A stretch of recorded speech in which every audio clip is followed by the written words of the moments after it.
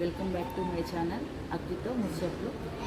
ఈరోజు మా ఇంట్లో తెల్ల శంఖ పుష్పం పూసిందండి. ఇలా బ్లూ కలర్లో కూడా ఉంటుంది, ఇంకొకటి లైట్ పింక్ కలర్లో కూడా శంఖ పుష్పం ఉంటుంది. మా ఇంట్లో బ్లూ కలరు ఇది నిన్న పూసింది. ఇలా తెల్ల ఈరోజు హోలీ పౌర్ణమి కాబట్టి ఈరోజు అన్ని తెల్ల పుష్పాలతో అమ్మవారికి ఇష్టమైన తెల్లటి పుష్పాలతో పూజిస్తున్నాను. ఈరోజు మీకు ఒక కొత్త రకమైన పువ్వును చూపిస్తాను.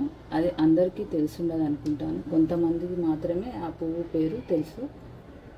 ఆ పువ్వు ఈరోజు ఏంటో మీకు చూపిస్తాను.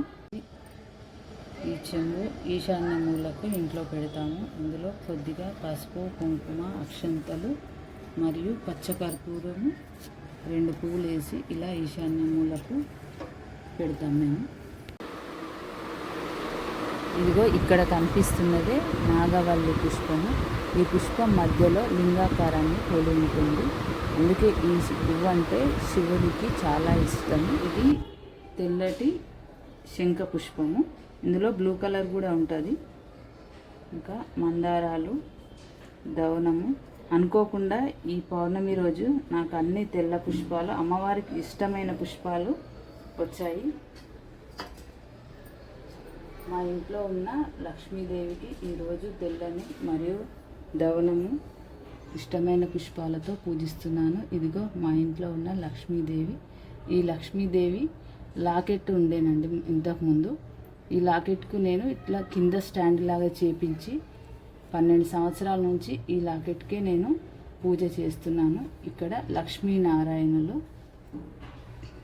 ఈ నాగపుష్పంతో ఈరోజు పౌర్ణమి సందర్భంగా అమ్మవారికి సమర్పించుకొని, ఇంకా ఇక్కడ శివయ్యకు చాలా ఇష్టమైన పుష్పం కాబట్టి ఒక పువ్వు శివయ్యకు కూడా సమర్పిస్తున్నాను. శ్రీమన్నారాయణకి ఒకటి. అమ్మవారికి ఎర్రటి పుష్పాలంటే కూడా చాలా ఇష్టము. మందారాలు, మల్లెపూలు. మల్లెపూల సీజన్ వచ్చిందంటే నేను ముందుగా అమ్మవారికి పెట్టిన తర్వాతనే మేము పెట్టుకుంటాము. ఈ సీజన్లో ఫస్ట్ వచ్చిన మల్లెపూలను నేను ముందుగా అమ్మవారికి పెట్టి ఇలా పూజిస్తాను. ఇది నందివర్ధనం అండి. ఇలా ఎన్ని రకాల పూలు నేను అనుకోకుండా వచ్చేసాయి ఈరోజు. అమ్మవారే తెప్పించుకుందేమో అనిపిస్తుంది. ఇది దవనము. ఈ దవనము మా ఇంట్లోనే ఉంది.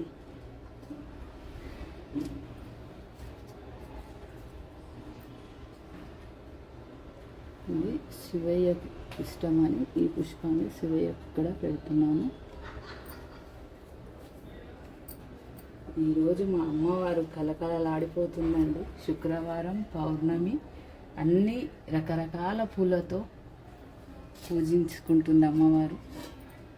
తప్పకుండా కలిసి వచ్చిన విషయం ఏంటంటే, ఉమెన్స్ డే రోజు నాకు ఒక గిఫ్ట్గా ఈ చైన్ ఇచ్చారు మా ఇంట్లో వాళ్ళు. అంటే మా అమ్మ ఇప్పించింది ఈ చైన్ నాకు ఉమెన్స్ డే రోజు గిఫ్ట్గా. ఈ చైన్ కూడా అనుకోకుండా ఈరోజే అమ్మవారికి, ఈ చైన్ కూడా అమ్మవారికి ఈరోజే వేస్తున్నాను. ఎందుకంటే ఇది నేను శనివారం రోజు తీసుకున్న ఉమెన్స్ డే రోజు.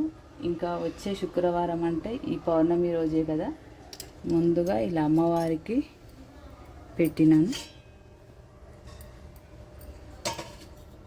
వీటికి జతగా చిన్న కమ్మలు కూడా అమ్మవారికి పెడుతున్నాను.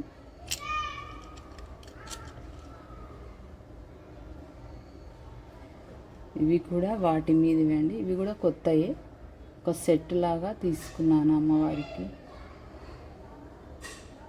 ఇలా అనుకోకుండా రకరకాల పూలు, అమ్మవారికి ఇష్టమైన పువ్వులు, బంగారం అన్నీ పౌర్ణమి రోజు రావడం నాకు ఎంతో సంతోషంగా ఉంది. అమ్మవారికి నైవేద్యం అండి. శుక్రవారం రోజు గింజలు ఉన్న పండు అమ్మవారికి సమర్పిస్తే చాలా మంచిది, కానీ నాకు ఆ పండు ఈరోజు వీలుగా లేదు. కాబట్టి అరటి పళ్ళతో సరిపెట్టుకున్నాను. శుక్రవారము ఒక కొబ్బరికాయ పాలతో చేసిన నైవేద్యాన్ని ఎప్పుడైనా శుక్రవారం అలాగే పెడతాను. కానీ మాకు సంవత్సర సూతకం ఉండడంతో వండిన పదార్థాలు నైవేద్యంగా సమర్పించలేము.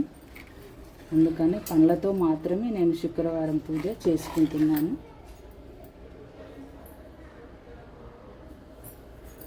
కొద్దిగా పసుపు అక్షంతలు వేసుకొని గణపతిని తలుసుకొని ఇక్కడ గౌరీమాతాదేవికి పసుపు కుంకుమ అక్షంతలు సమర్పించుకున్నాను. మామూలుగా అయితే అష్టోత్తరం కూడా చదువుతాను, కానీ మేము ఇప్పుడు సంవత్సరం పాటు అలాంటి అర్చనలు అలాంటివి ఏవి చేయించొద్దని మామూలుగా ఇలా సింపుల్గా మాత్రమే పూజ చేయించుకుంటున్నాను.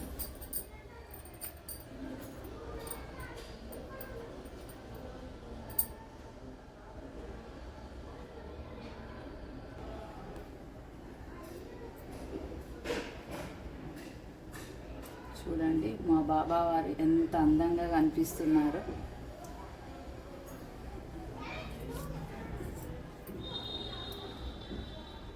వచ్చే మామిడి పండ్లు మరియు సీతాఫలాలు సీజన్లో వచ్చినప్పుడు మొట్టమొదటిసారిగా నేను అమ్మవారికి ఆ నారాయణునికి సమర్పించుకున్న తర్వాతనే మేము తింటామండి. ఇది నా సెంటిమెంట్. మీరు కూడా ఇలానే చేస్తారా? కామెంట్లో చెప్పండి. జై శ్రీమన్నారాయణ. మాతా శ్రీ మహారాజ్ని శ్రీమత్ సింహాసనేశ్వరి చితగ్నికుండల సంభూత దైవ కార్య సముద్యత. శ్రీమాత్రే నమః. శ్రీమాత్రే నమః.